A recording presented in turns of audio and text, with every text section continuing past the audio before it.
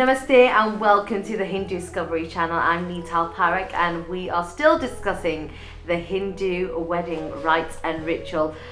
We've gone on to the actual wedding day now, and we're going to talk about the Jan Swagat.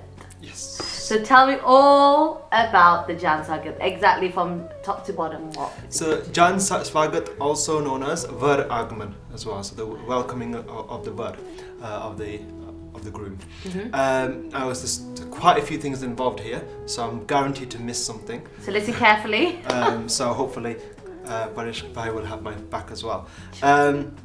So once the Vargara is done, the groom side of the family is taken through, and many times they've had some sort of nasta, some sort of snack at the actual venue, and then once they've had their snack, they're guided towards the hall itself, the mandap itself. At the threshold of the mandap, there's these ceremonies that takes place, which is known as the Var Agman. So first of all, from their side of the family, from the bride side of the family, there'll be a kanya, a young girl, or it could be a woman as well, with a varbedu. So we'll have basically a pot on top of her head with a coconut as well, and then that'll be taken off, and then another gentleman from their side of the family will sprinkle water on the actual groom. And this is the water we talked about in the Godrej Pujan. Is it the water? It could be part. It could be. Yes, listening. Yes. So again, a blessing, making anything shuddha. Water is purifying, so it has that significance.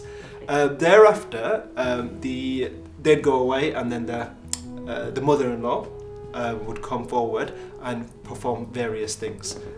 So in that, she would start off doing a tilak to the groom. She would wash his feet, or put some kumkum on his feet as well. They would put use a sutar dora, so like a white thread, and wind that around the groom and the gentleman next to him. So normally his best man would be standing next to him. The groom is actually on a pedestal as well. So he's on a pedestal, slightly lifted. And again, because he's not just known as the Var, he's known as Var Raja. So he's the king. So he's given that importance. He's Vishnu Bhagavan for that day. Of course, Lord Vishnu is invoked within. Exactly, and that's why he's given that pedestal that day. The bride's mother again performs bokana to the grooms with 5 objects. These 5 objects are dushal, mushal, ravayo, trak, and trir. These are tools for farming, for making clothes, for harvesting, and to protect the family. So these are all tools, and essentially, symbolically, the mother is saying that we pray to Bhagavan that you prosper in all aspects of life and protect your family as well. So that's what's happening. Wow.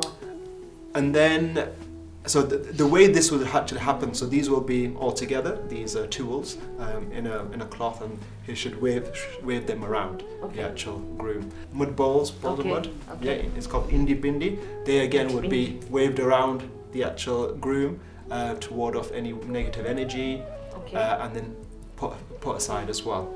Sure. Thereafter, I'm going to make sure I don't miss anything. Thereafter, so the coconut, so remember the groom comes with the coconut in his hand and the other things in his hand.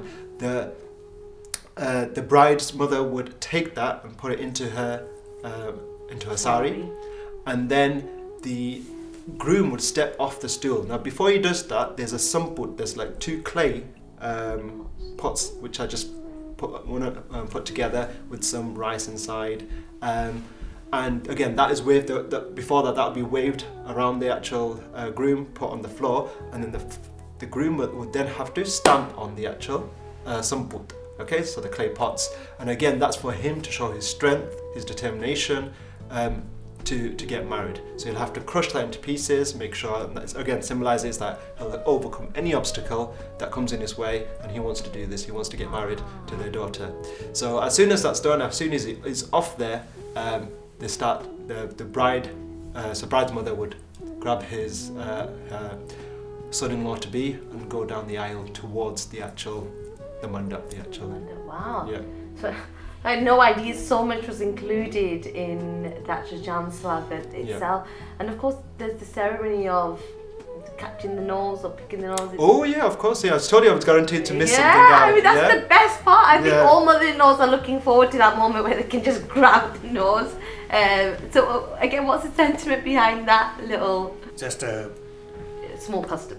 Small custom. Yeah, I mean, it's the first time like they're coming to that side of the family. It could be, you know, you could be nervous. Yeah. Both sides, ice, and it's breaking that ice. A bit of playfulness, so you know, to be a bit informal as well. So whilst she's doing all this, you know, waving the independence around, it could be happening any moment. She'll just grab his nose, and he has to try and dodge it. He has to try and move back. So. Someone's always trying to protect the nose, and it's like, you never know when the mother-in-law's going to strike. Now, just correct me if I'm wrong. I know to make sure that the mother-in-law stands out from all the rest of the women, she puts a modh on her head. Oh yes. Yeah.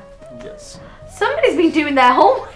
Absolutely, absolutely. So modh is essentially a band, like a special decorative band very pretty that the woman would wear, the bride's mother would wear, so she stands out. We're going to find out what happens next when they get to the actual mandap. So stay tuned and do tell us about your Jan Swagat. So if you are the Vajraja, tell us about whether your nose got caught. Did you manage to protect it? Did you manage to crack the pots? I would love to know all your stories, so do comment on the section below. Sorry, I've just realised one thing that commonly happens as well, and it's especially happened after a Bollywood film back in the 90s, is this tradition about taking the shoes as well. So, yes. Do you know what? I was going to do that whole Jutido Besido thing, but that's done when he sits down, isn't it? We're just giving you a warning. This is one of the things that can happen, so do watch your shoes because we're going to talk a little bit more about that in the next video. Do you join us then?